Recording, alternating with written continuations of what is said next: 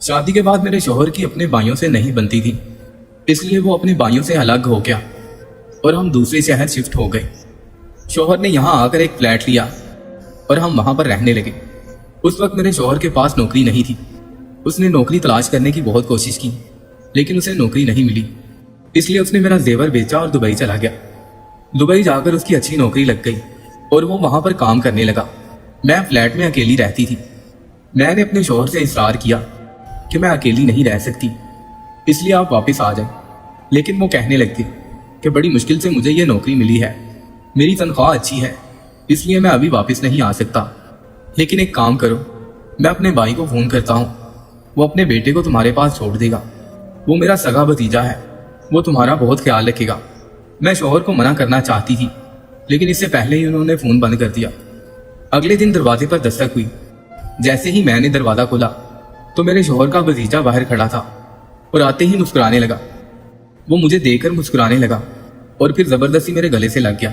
उसकी इस हरकत पर मेरे जिस्म में करंट दौड़ गई।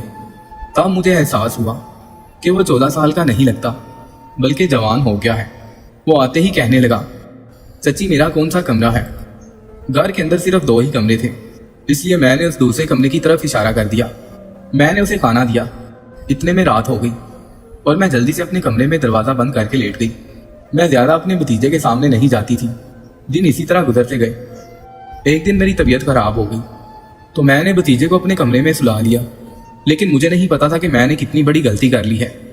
मैं उस वक्त गहरी नींद में थी जब भतीजे का हाथ आहिस्ता आहिस्ता मेरे जिस्म पर फिर रहा था। इतने में मेरी आंख खुल गई। मेरे पूरे वजूद में उस वक्त बिजलियां दौड़ रही थी। मैं पिछले 6 माह से रुकी हुई थी, इसलिए खुद पर कंट्रोल ना कर पाई और ना चाहते हुए भी अपने शौहर के भतीजे के साथ वो सब कुछ कर डाला जो मेरे शौहर का हक था। मैंने पूरी रात उसके साथ। अभी कुछ देर पहले ही मेरे शौहर का फोन बंद हुआ था। वो कह रहे थे कि उनका भतीजा शहर पहुंच जाएगा, वो यहीं पर पड़ेगा। मैं ये सुनकर बहुत परेशान हो गई, क्योंकि मैं तो एक छोटे से घर में रहती थी। मेरा शौहर बैरून मुल्क में नौकरी कर रहा था।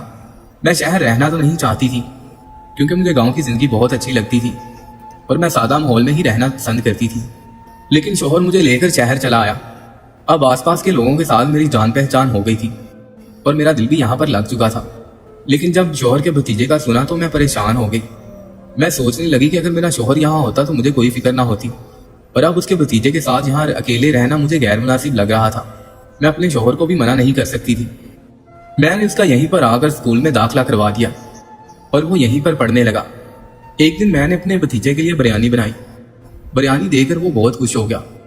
कहने लगा, चच्ची क्या बात है, आपके हाथ के जायके की बिरयानी खाकर मजा ही आ गया है। जब से आप शादी करके शहर आ गई हैं, मैंने इस किस्म की बिरयानी नहीं खाई है। आज खाई तो बहुत मजा आ गया है। फिर कहने लगा, चच्ची मैं आपके लिए तोहफे भी लाया हूँ, चले मेरे साथ कमरे में आए, मैं आपको दिखाता हूँ। मेरे भतीजे ने मेरा हाथ पकड़ा और मुझे कमरे के अंदर ले गया। मैंने कहा, मेरा हाथ छोड़ो। तो कहने लगा, चच्ची पहले तुम तोहफा तो देख लो। वो मेरे लिए एक फैंसी सूट लेकर आया था और कहने लगा, चच्ची ये मैं आपके लिए लाया हूँ। मैंने वो सूट पकड़ लिया। मुझे वो जिस तरह का लड़का लग रहा था, मैंने सोचा कि मुझे इससे दूरी ही रखनी चाहिए। मैं नहीं जानती थी कि मैंने अपनी जिंदगी को किस अजाब में मुब्तला कर लिया है। रात को वो मेरे कमरे में ही सोया था। उस रात मैं बाहर ही सोफे पर सोई हुई थी। मुझे अपने कमरे में सोने की आदत थी। मैंने कहा, अगले ही दिन मैं इसको कह देती हूँ कि मैं अपने कमरे में ही सोऊंगी, क्योंकि मुझे बाहर नींद नहीं आती। तुम ड्राइंग रूम में सो जाना। सुबह जब मेरी आंख खुली तो वो घर से जा चुका था और दोपहर को वो खुशी खुशी घर आया तो कहने लगा, मेरे टेस्ट में बहुत नंबर आए हैं। ये कहकर वो टीवी लाउंज में बैठ गया और सामने पड़ी एक टेबल के ऊपर अपना पाँव उसके ऊपर रख दिया और कहने लगा, आज मैं काफ़ी थक गया हूँ। फिर कहने लगा, चची मुझे एक कप चाय बना दो। मैं किचन में गई और उसके लिए चाय बनाने लगी। फिर मैं उसके लिए चाय लेकर आई और उससे कहने लगी, मुझे अपने कमरे में सोने की आदत है, तुम दूसरे कमरे में सो जाया करो। तो वो कहने लगा, चची हम एक ही कमरे में एडजस्ट कर लेते हैं और हम दोनों मिलकर साथ ही एक रूम में सो जाएंगे। मुझे उससे इस बात की बिल्कुल भी उम्मीद नहीं थी। उसकी ये बात सुनकर मेरा दिमाग घूम गया। मैं उठकर किचन में जाने लगी तो उसने मेरा हाथ पकड़कर कहा, चची आप तो गुस्से में और ज्यादा खूबसूरत लगती हैं। मैं जानती थी कि वो इस किस्म की बातों का क्या मतलब होता है। जिस तरह का वो लड़का लग रहा था, मुझे पता था कि उसको इस किस्म की बातों का मजा आता है। फिर वो टीवी लाउंज में बैठा मूवी देखने लगा और जिस किस्म की मूवी उसने लगाई हुई थी, उसकी आवाज़ मुझे किचन तक आ रही थी। मेरा दिल चाह रहा था कि उसको जाकर खरी खरी सुना दूं कि तुम्हें कुछ तमीज नहीं है कि घर में अपनी चच्ची के होते हुए भी तुम इस किस्म की मूवी लगाकर देख रहे हो, और वो भी बिल्कुल ऊंची आवाज में। मैंने रात का खाना बनाया और अपने कमरे में चली गई। जब मैं अपने कमरे में एंटर हुई तो कमरे का हाल देखकर मेरा सर चकरा गया, क्योंकि कमरे की सारी चीजें बिखरी पड़ी थी। जूते कहीं पड़े हुए थे, चादरें कहीं पड़ी हुई थी। मैं तो बहुत ही नफासत पसंद लड़की थी और घर का बहुत ख्याल रखती थी। मैंने उसका सारा सामान उठाया और उसके बैग में डालकर बैग बंद कर दिया और आकर बाहर रख दिया। अब मैं उससे कुछ दूर रहने लगी। मैं खाना बनाकर अपने रूम में चली जाती और रूम को लॉक कर देती। अब मैंने सोच लिया था कि जब वो खाना खाकर दूसरे रूम में चला जाएगा तभी मैं बाहर आऊंगी। बेहतर है मैं इससे दूर ही रहूं। मैं जितना उससे दूर रहूंगी उतना ही मेरे लिए अच्छा होगा। अगले दिन उसने मेरे कमरे के दरवाजे पर दस्तक दी। मैंने दरवाजा खोला तो कहने लगा, खाना तो टेबल पर लगा दें चची, आपको तो एहसास ही नहीं है कि आपका भतीजा भूखा है। मैंने कहा, मैंने तो सब कुछ रेडी कर दिया था, तुम खुद ही प्लेट में डालकर खा लो।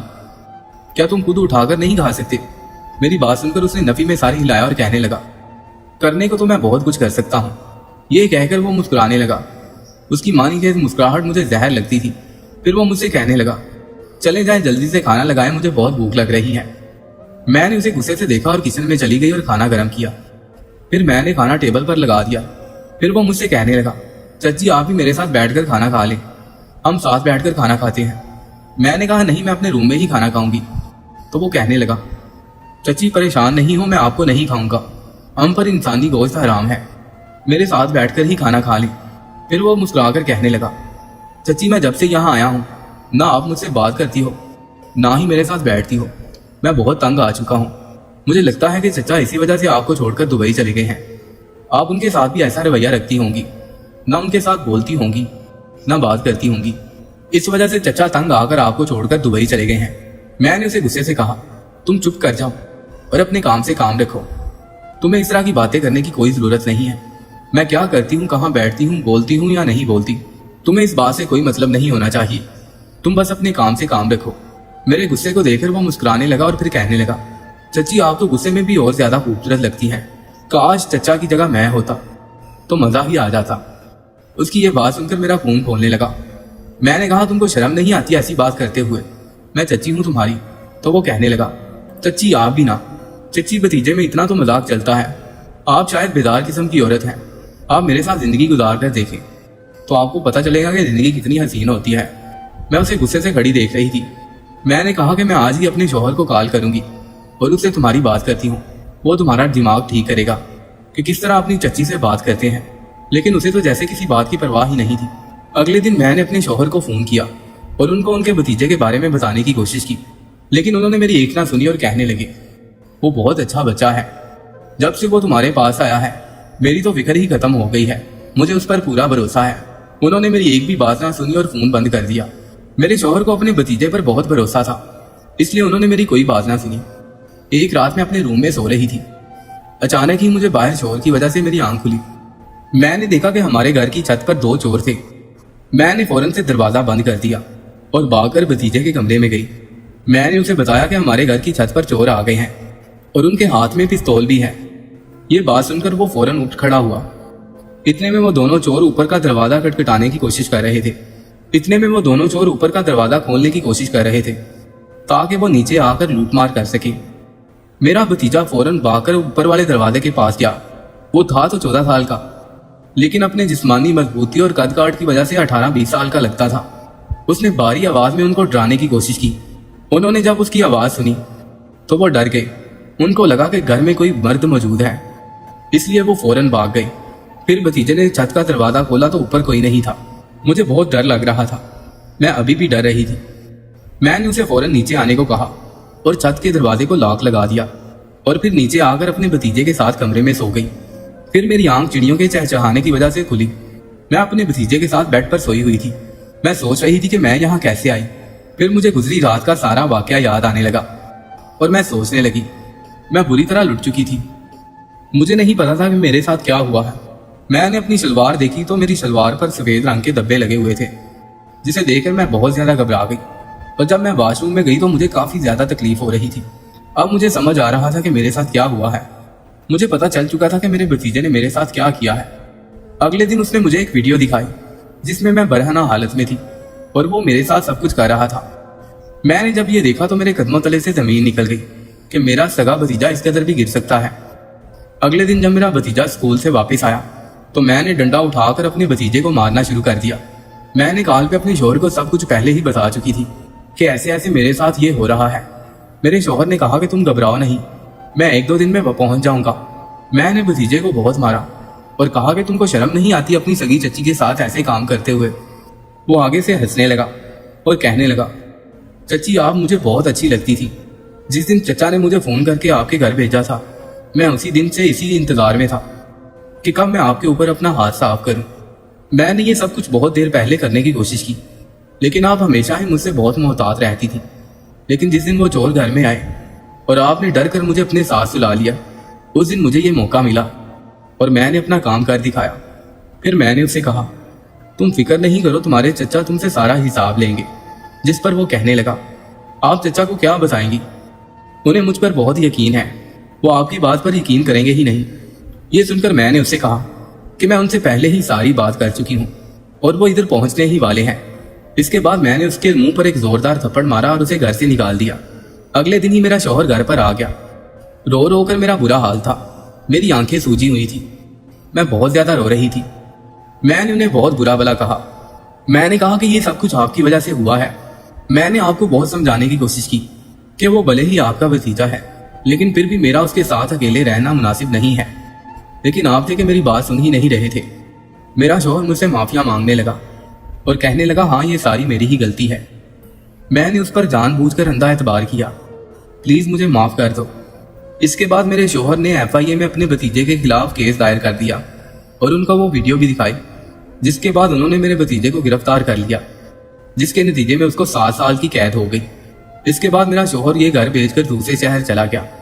ये सब कुछ बुलाने के लिए मेरे शौहर ने ये घर बेच दिया और हम दूसरे शहर चले गए। फिर उन्होंने मेरा वहां पर बहुत ख्याल रखा और आहिस्ता आहिस्ता मैं सब कुछ भूल गई। लेकिन फिर भी कभी कभी जब मुझे ये वाकया याद आता है तो मेरी रूह लर्ज जाती है।